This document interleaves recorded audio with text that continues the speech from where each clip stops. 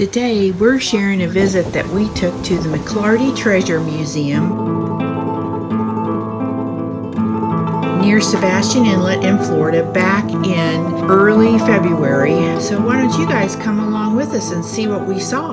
The site of the McLarty Treasure Museum is actually on the location where one of the survivor camps for the 1715 Spanish fleet was established. The series of events that led up to the fleet being where they were in 1715 was pressure from the results of the War of the Spanish Succession, which ran from 1701 to 1714. All of the European countries were fighting for Spanish holdings. That involvement made it very dangerous for the normal trade routes to be followed that Spain had that were established. So this really impacted them financially. That led up to pressure being put on this fleet to bring back the riches that they had amassed in about probably 3 years worth of time when their travel had been so impacted by the war. The records of that day tell us that they were carrying some 14 million pesos of precious metals on the 11 ships. And back at that time, peso, if you look at the modern equivalency of that, one piece of 8 was somewhere between $100 and $200 per piece of 8.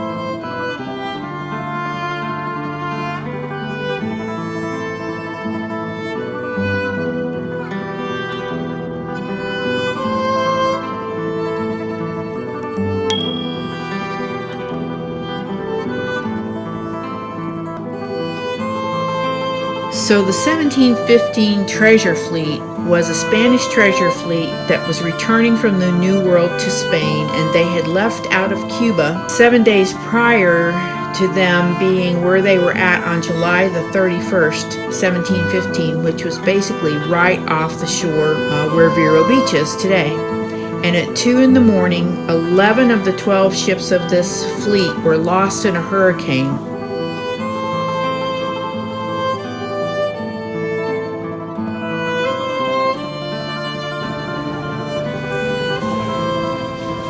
And it's also called the 1715 Plate Fleet because they were known to be carrying so much silver, and plata is the Spanish word for silver.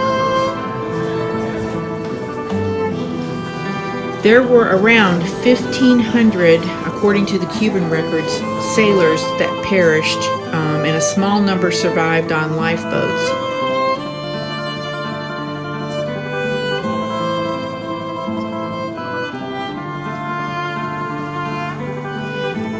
At the museum, you'll see many of the artifacts that have actually been recovered from several of the ships, but even today, not all of the ships have been found. And there are salvage activities that are sanctioned by the state of Florida that are still ongoing. And it's actually restricted for you to do any metal detecting around that location of the treasure museum because it's regulated by the state.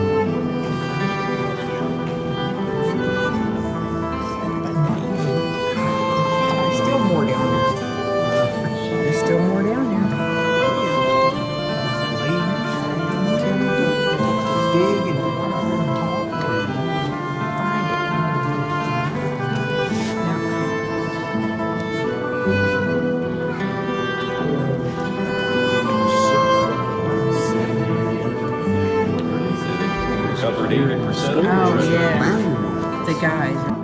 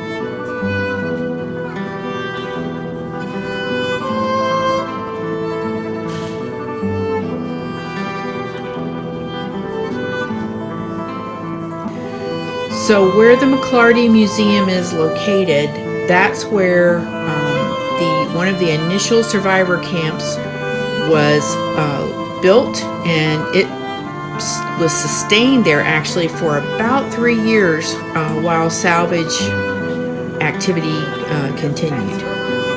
The place here where the survivor camp was located is probably somewhere between 200 and 250 yards wide on that barrier island. So they were in a really small place.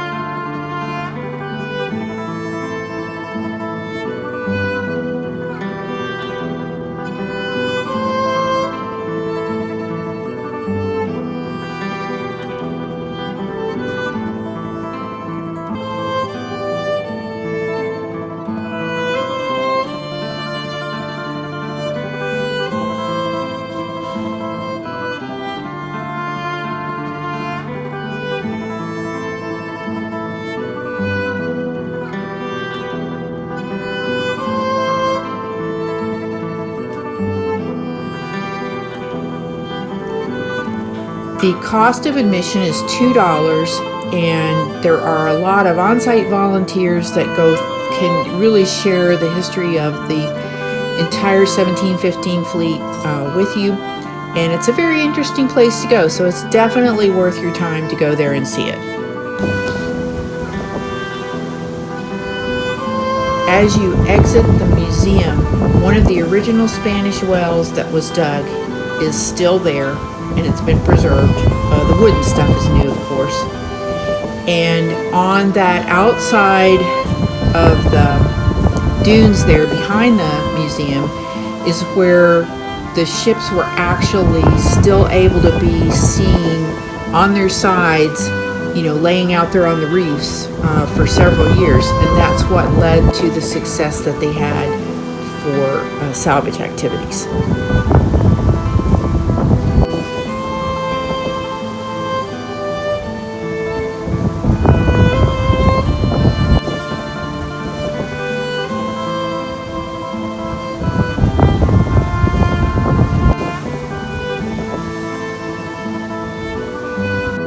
Alright, here we are. We're south of the inlet. If you look up this way, you can see the jetty. And not much bird flying, but this is the area where the ship's wrecked, and you can see the ships setting on their side that Memaws will have pictures of, not pictures, but drawings of how they expected it to look back in when the Spanish had their wrecks and lost all of the Armada. We've gone about a half mile down the beach. I'm going to go about another 200 yards, and then I'm going to turn around and go back. I don't want to get too close to the treasure museum. So anyway, we'll scan one more time back and we'll look at that ocean.